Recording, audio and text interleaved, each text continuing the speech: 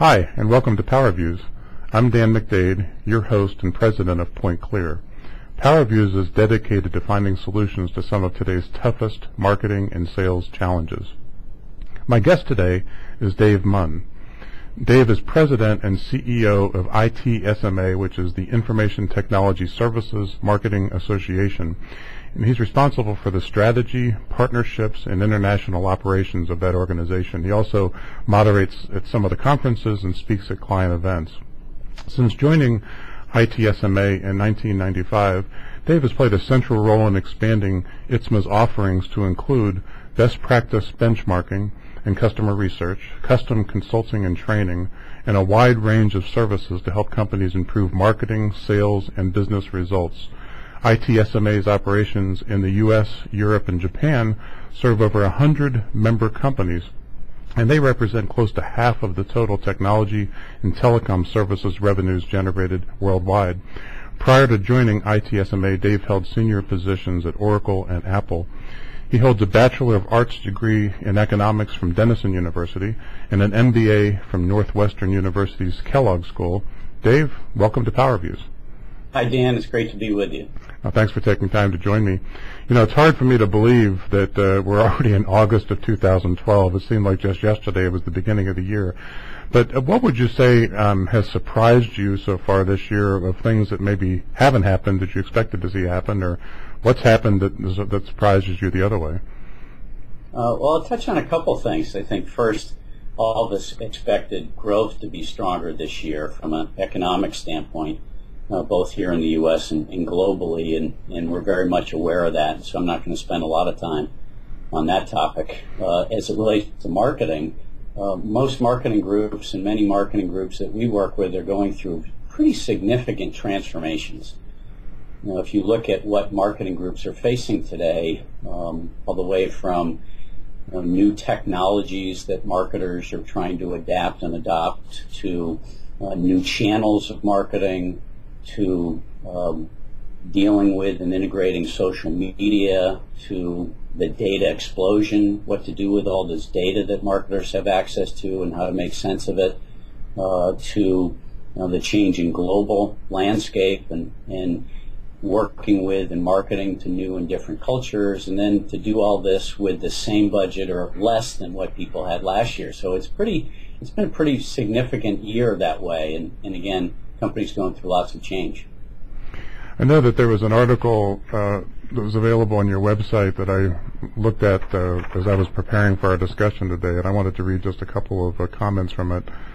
You know, one of the things it says at the top here, this is about marketing transformation, that to know what's working, you have to be able to track and measure, but most marketers hand leads off to sales and have no way of knowing what happens from that point on. It goes on to say, unfortunately, very few service marketers have formal lead nurturing and lead tracking programs, and it talks about the importance of gaining the ability to demonstrate marketing's impact on sales pipeline and closing deals.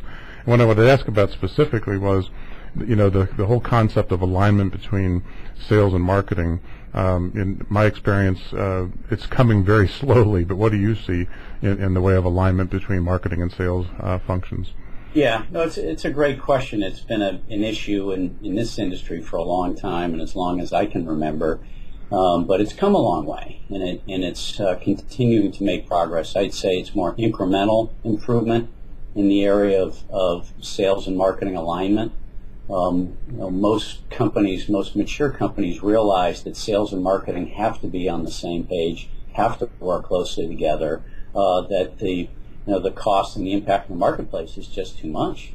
So we're seeing a number of things happening. I mean, it's both sales and marketing having a better understanding of each other's roles, each other's metrics, aligning those goals and metrics, marketing talking to sales and understanding what are those things we can do to help you open doors, help you continue relationships, extend or expand relationships, find and mine and nurture opportunities that you may not have time to. I mean, ultimately, when you look at it, marketing and investment in marketing can help lower the cost of sales.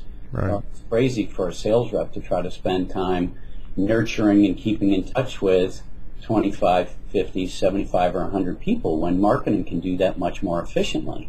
So that's something that we talk a lot about in organizations, that senior management needs to realize that a good investment, an investment in marketing, can help support sales, make sales easier, make it more efficient.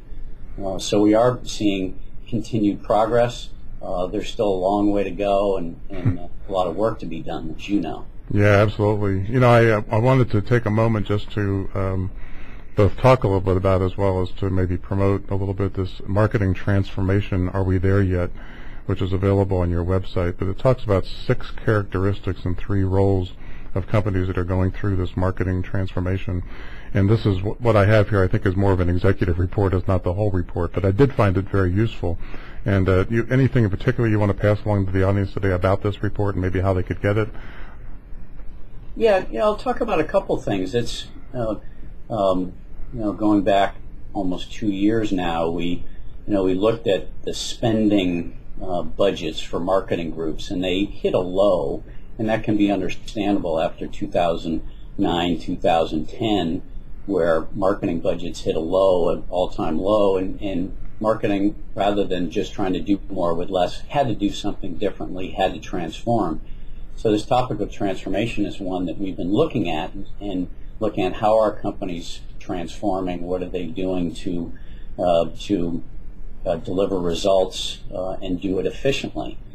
So what you're referring to, the report, has to do with, we conducted a survey among our clients, our members, and other companies we work with, and surveyed close to 200 marketing leaders and asked them a range of questions about marketing transformation.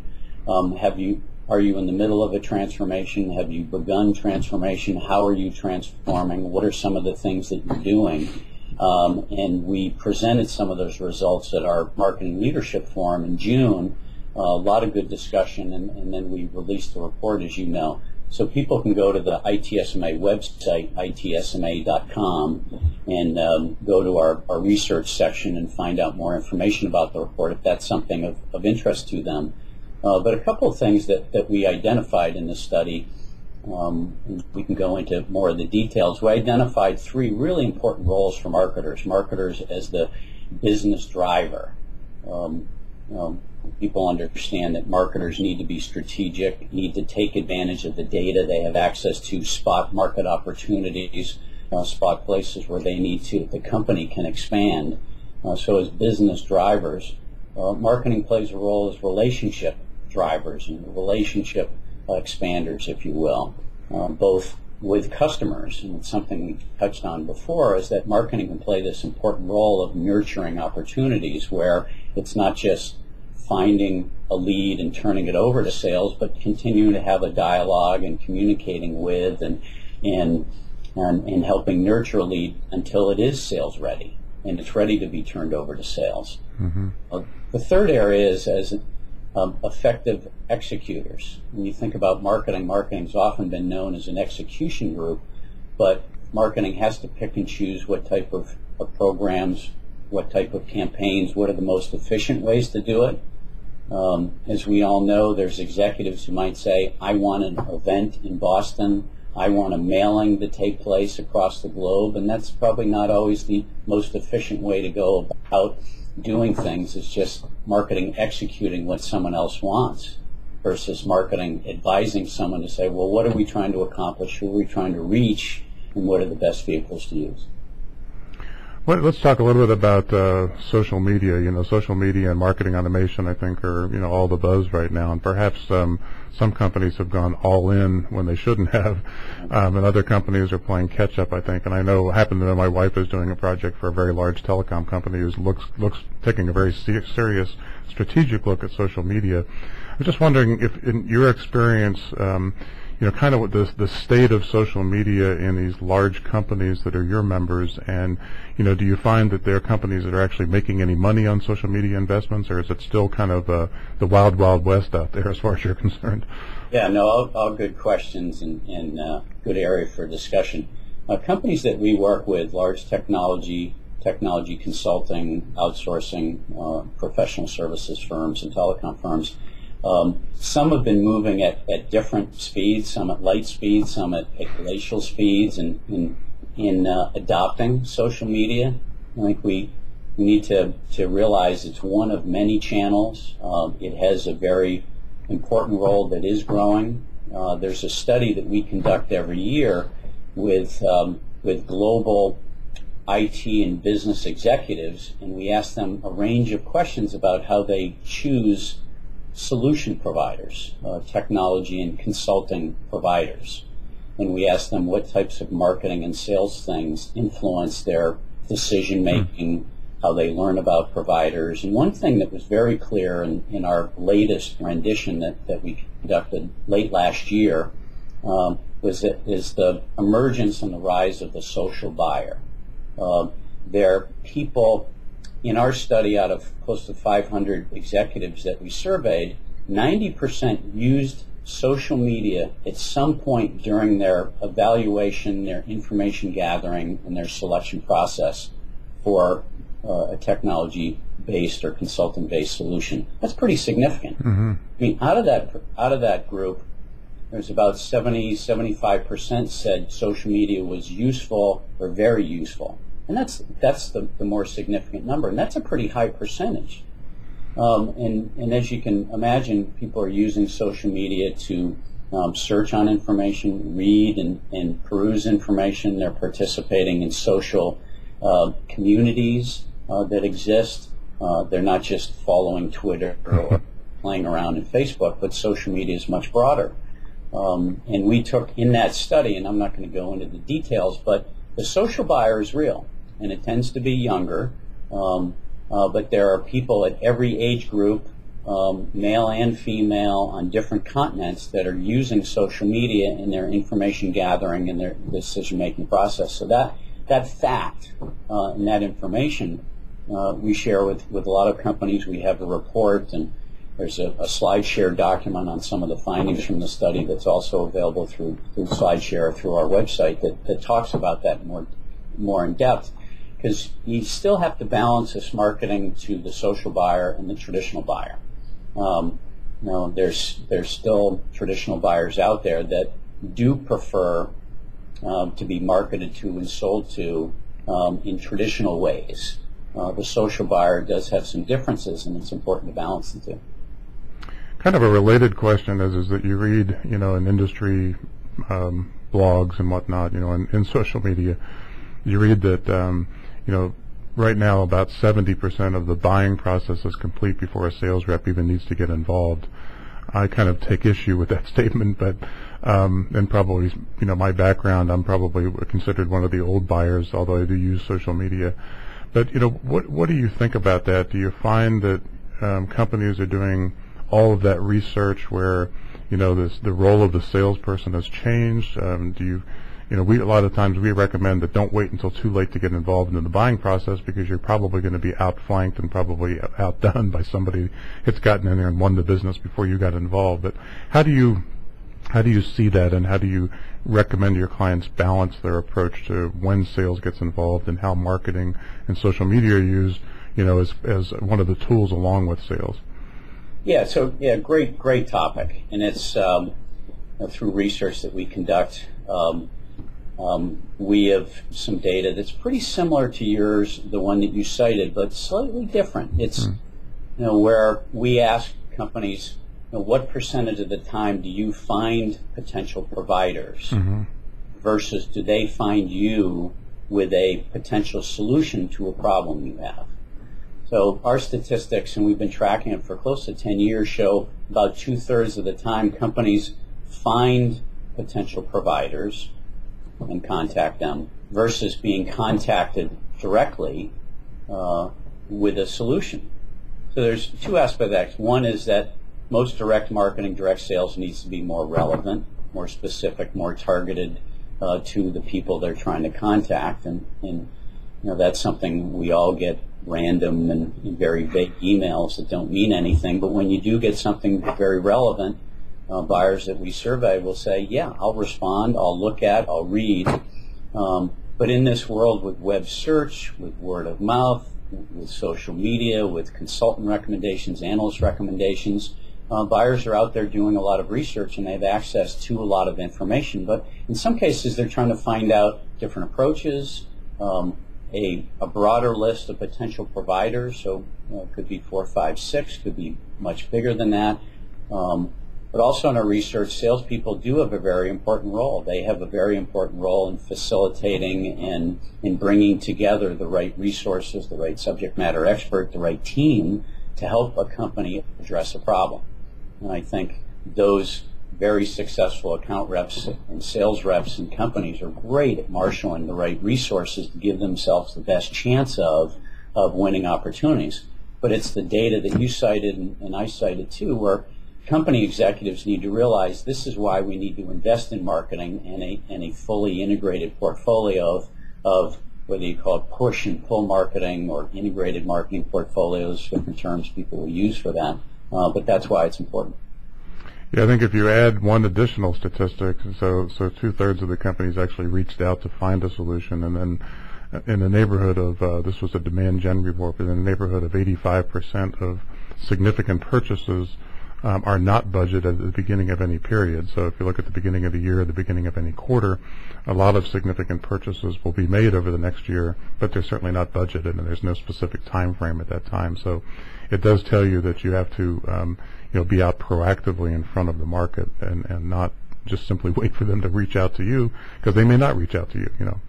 And that's and that's a great point too. That reaching out proactively part is that executives, whether it's a traditional buyer or the new social buyer, they want ideas. They want fresh perspectives. They want new models, new frameworks, new ways of doing things. They do want access to research, examples, and that's why those companies that are effectively both through marketing and sales reaching out to their clients and prospects with relevant ideas and approaches are those that are giving themselves opportunities to get in on some of those projects, if you will, that may not be budgeted for today, but will be in the future. Right, get a toehold in there. Well, what do you feel like we've missed so far in our discussion, and anything significant that you're working on, or anything that we haven't covered that you think you should pass along? Yeah, a couple different things. As part of this marketing transformation, we see people reorganizing marketing.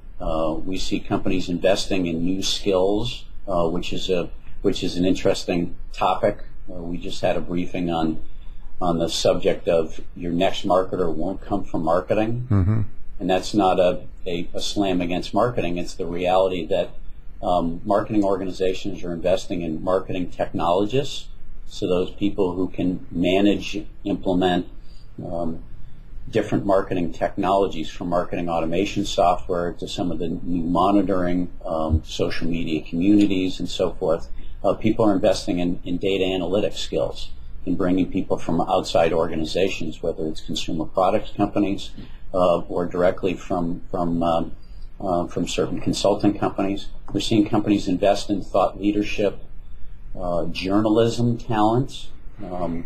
The rise and importance of thought leadership, we talked about it before, with the importance of bringing new ideas to clients.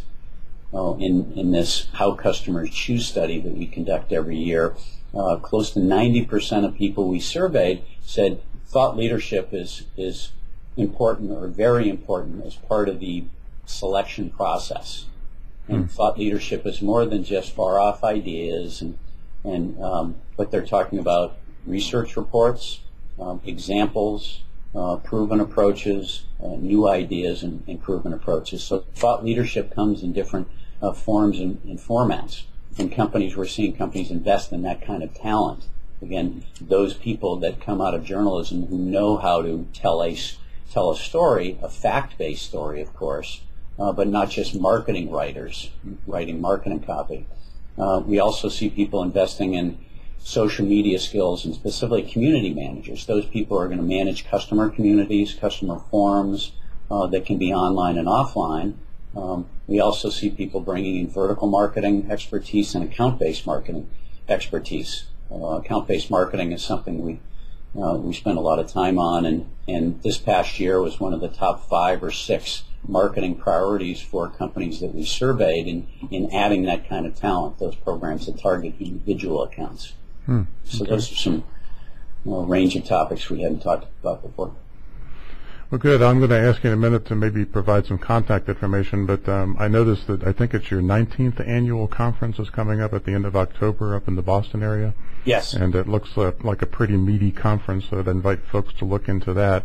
But how might someone reach out to you if they have a question or want to do a follow-up on our discussion today? Yeah, no, thanks for doing that. My direct contact information, my email address is dmunn, M-U-N-N, at ITSMA.com. My office number in Lexington, Massachusetts, 781-862-8500, extension 117. And then, of course, people can come to our website, ITSMA.com, and view some of the studies that I referenced, or view more details on our October 30th and 31st conference here in Boston. Well, thank you very much. Dave, thanks so much for being with me today. For now, this is Dan McDade signing off from another edition of PowerViews. Thank you for watching. Thanks, Dan. Enjoyed it.